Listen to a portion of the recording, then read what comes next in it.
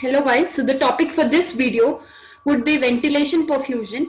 In this video we'll be talking about everything जो हमसे relevant है, मतलब हर चीज देखेंगे और उसके बाद सबसे इम्पोर्टेंटली एक क्लिनिकल देखेंगे which is of secondary tuberculosis.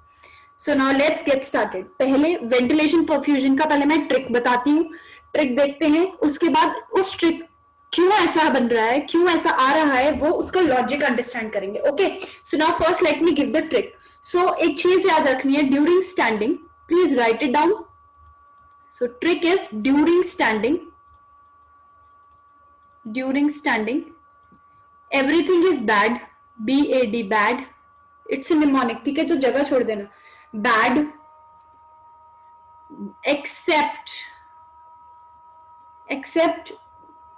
Accept अभी लिखते हैं, ठीक है, पहले बैड समझते हैं. बैड क्या है? Bad is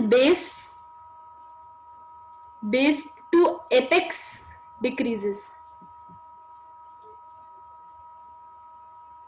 DA. मतलब समझो, आपने कुछ सुना होगा कि ventilation that decreases from base to apex, perfusion decreases from base to apex. Okay, तो ऐसा हमने सुना है ना, intrapleural pressure also that becomes more negative from base to apex और decreases during base to apex, but ventilation perfusion ratio that increases. तो याद कैसे रखना है? During standing everything that is bad, base to apex everything decreases. And what is that everything? तीन चीजें हैं. पहला intrapleural pressure, intrapleural pressure. So intrapleural pressure आपको पता होगा एपेक्स में इट बिकम्स मोर नेगेटिव. इसका एंटायर डिटेल, पूरा डिटेल में घुस के मैंने समझाया इंट्राप्लूरल प्रेशर को इन माय अनदर वीडियो, तो मैं उसका लिंक यहाँ शेयर भी करूंगी, उसे आप देख लेना, वो बहुत क्लियर कर देगा चीज. सो एपेक्स पे मोर नेगेटिव हो जाता है और फ्रॉम बेस टू एपेक्स से डिक्रीजेस. सेकेंड चीज क्या? Ventilation, ventilation. और थर्ड क्या? परफ्यूजन भी डिक्रीज करेगा. फिर ये एक्सेप्ट क्या है? Except, right down, ventilation perfusion ratio that increases from base to apex. ये हो गया आपका निमोनिक. आप जैसे लर्न रखोगे ताकि एग्जाम में कोई दिक्कत ना हो, ठीक है, MCQ में. अब आ जाते हैं इसकी अंडरस्टैंडिंग में, ऐसा सब हो क्यों रहा है, मतलब एक एक पॉइंट को हम देखेंगे. सबसे पहले हम देखते हैं कि what do you understand by ventilation, what do you understand by perfusion. पहले मतलब, उसके बाद. सो वेंटिलेशन बहुत इजी है कि जो भी हम एयर ले रहे हैं और छोड़ दे रहे हैं, like you know that in a breath the air volume of air that in one breath में जो वॉल्यूम ऑफ एयर भी taken and expire normally, that is nothing but the tidal volume. तो एक मिनट में कितना करेंगे हम? Tidal volume into respiratory rate. Okay, into respiratory rate, which is normally 12 on an average. So tidal volume 500 ml into 12, which makes it 6000 ml or 6 liters a minute. तो ये क्या है? This is nothing but pulmonary ventilation. Pulmonary ventilation, ठीक है. फिर pulmonary ventilation है, but entire of this, पूरा का पूरा ये 1 मिनट है, पूरा का पूरा एक्सचेंज नहीं हो रहा. There is something called as dead space and there is something called as alveolar ventilation. तो हमें पता है हमारा जो एयरवेज है वो एक कंडक्टिंग जोन है और एक रेस्पिरेटरी और एक्सचेंज जोन है. सो एक्सचेंज जोन में जो भी एयर है that is called as alveolar ventilation. Alveolar ventilation which is nothing but the tidal volume minus the dead space into respiratory rate. अब ये डेड स्पेस, इसका detail ये कैसे निकालते हैं, इसका फॉर्मूला क्या होता है, बोर्स इक्वेशन एंड ऑल, ये किसी और वीडियो में रखेंगे. बट इसमें आपको यही समझना है कि alveolar ventilation, this is the one which is taking part in the exchange of gases, और हमारे लिए यही इंपॉर्टेंट है. हम इसी की बात करेंगे अपने पूरे डिस्कशन में, ठीक है. परफ्यूजन, परफ्यूजन क्या है? परफ्यूजन सेकेंड टर्म हमने है परफ्यूजन. परफ्यूजन क्या है? नथिंग बट जो ब्लड एक्सचेंज हो रहा है, जिस ब्लड में ऑक्सीजन की जो गैसियस एक्सचेंज है वो होगा, that is called as the perfusion, which is nothing but the cardiac output, है ना. मेरा cursor, where has it gone, where has my cursor gone? Yes, so that is the cardiac output. really sorry, where has my, yes, that is nothing but the cardiac output. ठीक है, तो अब हमें मतलब समझ आ गया, परफ्यूजन क्या है, वेंटिलेशन क्या है. अब हम एक इसका हर एक का लॉजिक समझते हैं. I am clearing the slide, so please take screenshot if you want to take. ठीक है, अब आ जाते हैं आगे. तो वेंटिलेशन में एक लंग बना रही हूं,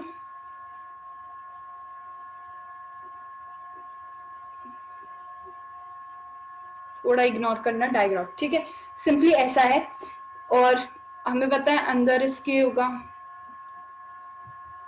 ये हो गया, हॉरिबल.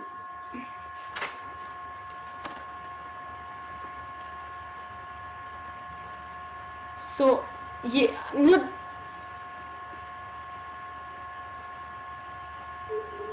ये हो गया विसरल और हो गया बाहर पैराइटल. ठीक है, अब ये मत नोटिस करना कि मैंने अजीब सा विसरल पूरा सर्कल बना दिया, प्लीज वो एनाटॉमिकल वो पे मत जाओ. अब समझो, यहाँ पर मैंने कहा था पिछली वीडियो में, very well I have explained, कि जो नीचे, अभी भी मैंने कहा, नीचे जो है इंट्राप्लूरल जो स्पेस है, ठीक है, इसके अंदर जो प्रेशर है, this is less negative, this is less negative at the base and this is more negative at apex. ठीक है, और ऐसा क्यों है, वो मेरी video, please refer to that video, मैंने सही में डिटेल में एक्सप्लेन किया. ओके, अब मैंने ये भी कहा था उसी वीडियो में कि जितना नेगेटिव उतना एल्वेलाई खींचेगा. ठीक है, नेगेटिव मतलब यहां सपोज ये एल्वेलाई है, यहाँ एल्वेलाई है, यहाँ और बड़ा एल्वेलाई है, यहाँ और बड़ा एल्वेलाई है, सबसे बड़ा एल्वेलाई रिलेटिव. ठीक है, ये बाहर जा रहा है, प्लीज इग्नोर दैट. ये छोटा क्यों है, क्योंकि लेस नेगेटिव है, तो इसे हल्का सा खींच रहे हैं बाहर. ये ज्यादा खिंच रहा है, ये ज्यादा खिंच रहा है, ये तो बहुत ही ज्यादा खिंच रहा है क्योंकि मोर नेगेटिव है. इसका मतलब size of alveoli, that is largest sized alveoli is present at the apex of the lung. ठीक है, अब ये थोड़ा अजीब साउंड कर रहा है, बट दिस इज फैक्ट, और इसी की वजह से रीजन हम देखेंगे. So write down, size of alveoli is largest at apex, is largest at apex. Okay, और बेस पे छोटे एल्वेलाई. तो अब आप इंस्पायर करोगे जब, ठीक है, इंस्पायर करोगे मतलब, एक बात बताओ, एक बिल्कुल डिफ्लेटेड बैलून को इन्फ्लेट करना इजी है, या फिर जो ऑलरेडी बहुत बड़ा बैलून है उसे और बड़ा करना डिफिकल्ट, उसे इजी है. सो डेफिनेटली इसको बड़ा करना इजी है comparative to this.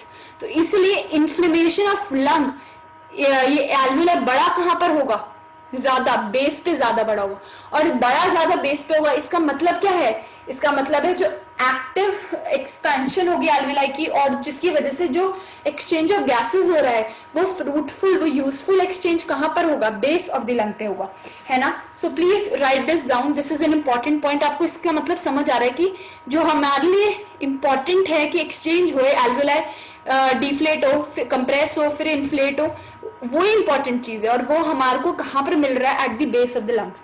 So write down, during inspiration, during inspiration, expansion of alveoli, expansion of alveoli is greater at base than at apex, is greater at base than apex. इसका मतलब सीधा सीधा क्या है, ventilation is greater at base than at apex. अभी मैंने कहा था bad, from base to apex everything decreases, और वो डिक्रीज में क्या भी आ रहा था, वेंटिलेशन भी. So as we move from base to apex, ventilation decreases, है ना. This is, I hope so this is clear and this makes sense also. ठीक है, तो हमने पहला रीजन देख लिया. सेकेंड क्या था, परफ्यूजन. तो perfusion also is greater, perfusion is also greater at base than at apex. क्यों भाई, हार्ट कहीं यहाँ पर है, हार्ट को ऊपर पंप करना इजी होगा या नीचे पंप करना ज्यादा, ऑब्वियसली है ना, बहुत कॉमन सेंस की बात है कि हार्ट को नीचे पंप करना इजी होगा क्योंकि ग्रेविटी इसके साथ है ना. So gravity will assist in the flow of this blood, so it would be easier for the blood to supply the base of the lung rather than the apex of the lung. इसलिए perfusion is greater at the base than at apex. और तीसरा हमने क्या कहा था, intra plural pressure, वो तो मैंने अपनी पिछली वीडियो में बता दिया। क्या बताया था कि ग्रेविटी जो है वो प्लूरल फ्लूइड को नीचे खींचेगी, जिसकी वजह से ऊपर ज्यादा खालीपन होगा, ऊपर ज्यादा नेगेटिव प्रेशर होगा। ठीक है, ये बताया था मैंने। सो ऑल्सो डिटेल में वहां पर जाके you can watch my video. अब एक चीज मैंने बताई थी एक्सेप्ट, एक चीज मैंने बताई थी एक्सेप्ट, और वो एक्सेप्ट क्या था। सो मैं इरेज कर रही हूँ ये slide, please take screenshot if you want to. So मैंने बताया था except ventilation perfusion ratio. So ऐसा क्यों हो रहा है कि वेंटिलेशन परफ्यूजन रेशियो एपेक्स पे ज्यादा है, बेस पे कम है। सो एपेक्स पे वेंटिलेशन क्या है, देखो यहां वेंटिलेशन कंपेयर करेंगे, यहां परफ्यूजन। सो जब नीचे से ऊपर जा रहे हैं वेंटिलेशन कम होगी, अभी हमने देखा वेंटिलेशन कम हुई, यहां भी वेंटिलेशन कम हुई, और परफ्यूजन भी कम हुई, यहां से गए ऊपर तो परफ्यूजन कम हुई, यहां पर क्यों लिख रहे हैं हम, रियली सर, ठीक है, परफ्यूजन कम हुई, लेकिन परफ्यूजन ज्यादा कम हुई। अब बताओ, डिनोमिनेटर ज्यादा कम हुआ, न्यूमरेटर कम हुआ, so this ratio overall increases. ठीक है, एंड दिस रेशियो कंपैरेटिवली उससे छोटी होगी, so that is the reason कि रेशियो जो है वो बड़ी है, दैट रेशियो इंक्रीजेस, बट क्या डिक्रीज होगा, इंडिविजुअली वो डिक्रीज होगी। अब इसका यूज क्या है, इसका सबसे इंपॉर्टेंट यूज क्या है?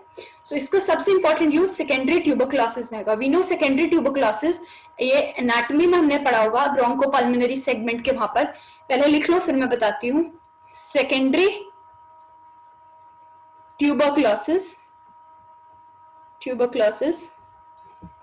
is greater at apex of the lung, is greater at apex of lung. To be more precise, which bronchopulmonary segment? So posterior segment of right posterior segment, right posterior in the upper lobe, right posterior in upper lobe, ये भी लिख लो anatomy से अगर हमने देखना हो तो। ऐसा क्यों हो रहा है? वी नो ट्यूबरक्लोसिस बैक्टीरिया वो क्या है, aerobic bacteria, and secondary tuberculosis that spreads through blood. So write down, secondary tuberculosis that spreads through blood, also this bacteria is aerobic. इसका मतलब जहां पर ब्लड ज्यादा ऑक्सीजनेटेड होगा वहां पर ये स्प्रेड होगा। अब ऊपर देखो वेंटिलेशन क्या है, वेंटिलेशन सपोज हम मानते हैं, सपोज अगर ना 10 मिलीमीटर ऑफ मर्क्यूरी ऑक्सीजन का लेवल है, तो वो 10 ml, सपोज कर रही हूँ, ml ब्लड को ऑक्सीजनेट कर देगा। ठीक है, अब यहाँ पर क्या है, ये नॉर्मल केस है, आइडियल केस है, सिनारियो। अब क्या हुआ, परफ्यूजन जो है बहुत कम हो गई, परफ्यूजन कम हो गई, सपोज 3 ml हो गई, और जो वेंटिलेशन है वो 9 ml ही रहा, 9 मिलीमीटर ऑफ मर्क्यूरी। अब बताओ, यहाँ तो 10 को करा, मतलब 9 3 को तो बहुत ही ऑक्सीजनेट कर देगा ना, तो मतलब यहाँ पर जो ब्लड होगा that would B having very less content of CO2 and it would be rich in oxygen. So oxygenated blood क्योंकि ज्यादा होगा, क्यों oxygenated blood होगा? Because partial pressure of oxygen in the blood that is increased so much. इसीलिए यहाँ पर जो ये बैक्टीरिया है ये फ्लरिश करेगा। ठीक है, ये क्वेश्चन आता है। अब हमने यहाँ पर बात की, तो एक और बात करो, at apex and at base. एक चीज बात करनी है एपेक्स और बेस में। सो हमने देख लिया एपेक्स में वेंटिलेशन परफ्यूजन रेशियो ज्यादा है, which means ventilation is greater than perfusion, है ना, इज ग्रेटर देन परफ्यूजन। इसका मतलब क्या है, oxygenation of blood that would be increased and CO2 wash out would be also increased. So लिख लो CO2 वॉश आउट इंक्रीजेस।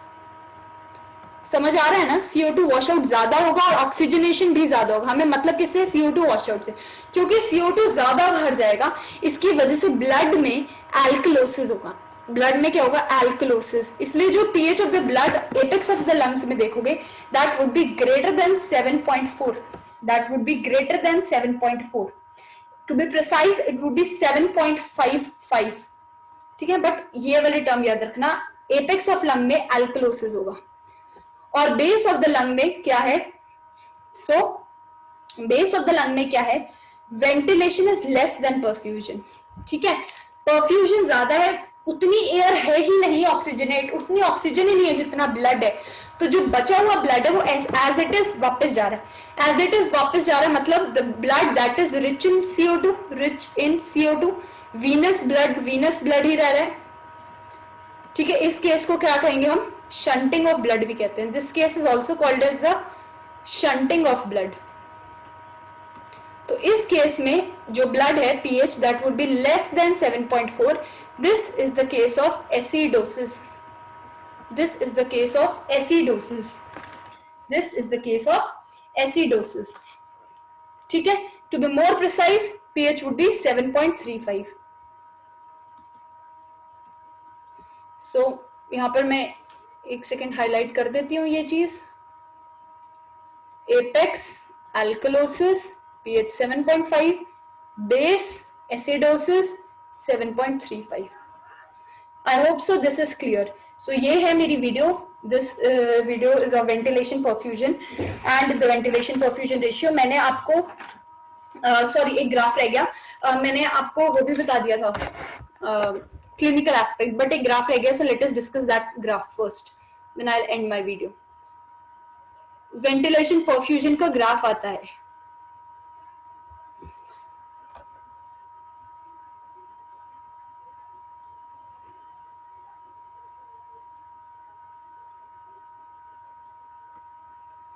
ठीक है। Now this graph is curvy, तो मेरे को पक्का श्योर है कि थोड़ी गड़बड़ होगी ड्राइंग, ऐसा ग्राफ होता है, ठीक है। और इसके अंदर हमें मेंशन क्या क्या होता है, देखो एक ये होता है पॉइंट, पहले मैं बताती हूँ। वाई एक्सिस में you are having the partial pressure of CO2 and your X axis that represents the partial pressure of O2, this is the graph, ठीक है। एक ये पॉइंट होता है, इस पॉइंट पे कहते हैं कि ventilation perfusion ratio that is 0.8, remember 0.8 is the average ventilation perfusion pressure, जो कि तब आएगा जब पार्शियल प्रेशर ऑफ CO2 इस ग्राफ के अकॉर्डिंग 40 और यहाँ पर 100 है, ठीक है। और यहाँ पर बताओ वेंटिलेशन परफ्यूजन रेशियो कितनी होगी, इस पॉइंट पे और इस पॉइंट पे, वो मार्क करके दे देते हैं A, B एंड C, और फिर कहते हैं tell the ventilation perfusion ratio at A, B and C। कैसे याद करेंगे, देखो पॉइंट C के ऊपर जो इसमें क्या जीरो है, CO2 लेवल जीरो है ना, इसमें क्या जीरो है, CO2 लेवल जीरो है, partial pressure of CO2 zero है, सो इसकी वजह से हम क्या कहेंगे कि पार्शियल प्रेशर ऑफ CO2 यहाँ पर जीरो, और वहां पर पहले लिख लो 40 मिलीमीटर ऑफ मर्क्यूरी, तो यहाँ पर वेंटिलेशन परफ्यूजन रेशियो क्या होगी, इन्फिनिटी। लिखो फिर समझाऊंगी, can my cursor, ventilation perfusion ratio is infinity. क्यों इन्फिनिटी, यहाँ पर क्या है, पार्शियल प्रेशर ऑफ CO2 कितना है, zero, partial pressure of CO2 zero है कहाँ पर, एल्वेओलाई में, इसका मतलब क्या है, वहां पर परफ्यूजन हुआ ही नहीं, ब्लड आया ही नहीं, CO2 एक्सचेंज ही नहीं हुआ, एल्वेओलाई में CO2 आया ही नहीं, that means perfusion is zero, that means perfusion is zero. My system that is getting okay, so this perfusion that is zero, जिसकी वजह से वी नो अगर जीरो डिनोमिनेटर में आ जाए तो वो पूरा क्या आ जाता है, infinity. So this is ventilation perfusion ratio is infinity. यहाँ पर एवरेज वेंटिलेशन परफ्यूजन रेशियो होगी, ए पे क्या है, ventilation perfusion ratio is zero, यहाँ पर ventilation perfusion ratio is zero. यहाँ पर क्या हुआ, यहाँ पर CO2 that is 46 millimetres and that oxygen that is 40 millimetres, ठीक है। सो that is 40 millimetres of mercury.